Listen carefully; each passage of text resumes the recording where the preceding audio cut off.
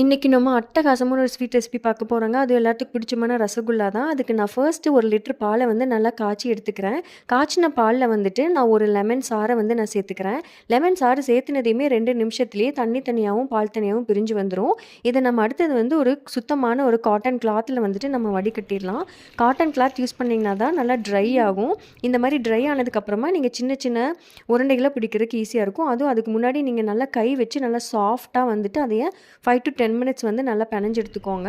அதுக்கப்புறம் இந்த மாரி சின்ன சின்ன உருண்டைகளா வந்து பிடிச்சு எடுத்துக்கோங்க. அதில கிராக்ஸ் இல்லாத மாரி பார்த்துக்கோங்க. அப்பதான் ரசகுல்லா நல்லாயிருக்கும்.